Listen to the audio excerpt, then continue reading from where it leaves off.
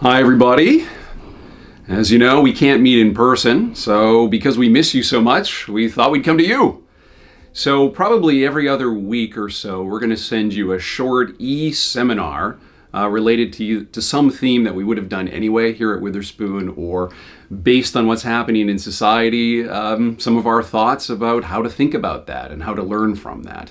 We're also going to include alumni in this. We've been planning to send out an alumni newsletter that was more sophisticated than our usual emails.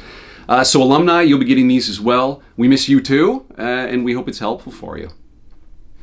So students who've been on campus will remember that in the fall, one of the seminars we were working on was a theory or philosophy of work. And then we've been talking a little bit about vocation in response or in relation to that.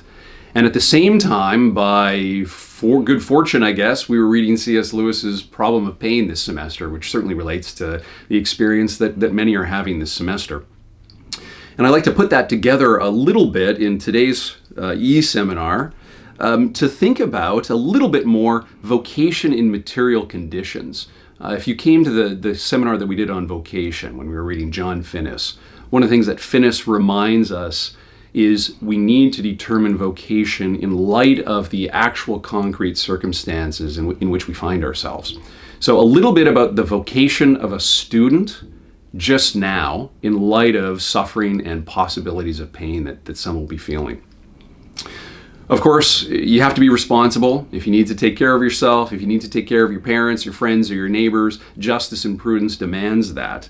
But even in the conditions that some of us find ourselves in, we need to remember, or you should remember, I would encourage you to remember, that your primary vocation just now is to be a student, and you should be studying.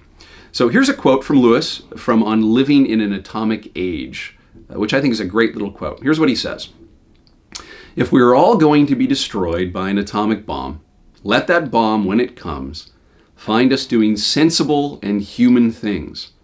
Praying, working, teaching, reading, listening to music, bathing the children, playing tennis, chatting to our friends over a pint and a game of darts, not huddled together like frightened sheep and thinking about bombs. They may break our bodies, a microbe can do that, but they need not dominate our minds. It's from Lewis on Living in an Atomic Age from 1948 in an essay called Present Concerns, Journalistic Essays. Another great essay by him is called Learning in Wartime, which we'll include as a resource in the links below. Here's all I have to say. It's pretty simple. I imagine that many of you, like myself, are feeling a great temptation to hit refresh on CNN or MSNBC or The Times or whatever, and to be responding to COVID-19 by reading and thinking about COVID-19 incessantly. You should be informed, you should be responsible, and after that, no more than that, you should be pursuing your primary vocation, which for you right now is to be a student. Not only do you have classes that you need to be paying attention to, but in keeping with the justice and the demands of justice of your vocation, you should be doing the human thing to which you're called just now, which is to study. You should be reading, you should be thinking, you should be doing your courses, and that's the way that, in fact, you'll meet your demands of justice. And as Lewis puts it in Learning in Wartime, giving glory to God. Here's what he says. It does not mean that it is a mere top-up whether we should sweep rooms or compose symphonies. A mole must dig to the glory of God, and a cock must crow. We are members of one body, but differentiated members, each with his own vocation.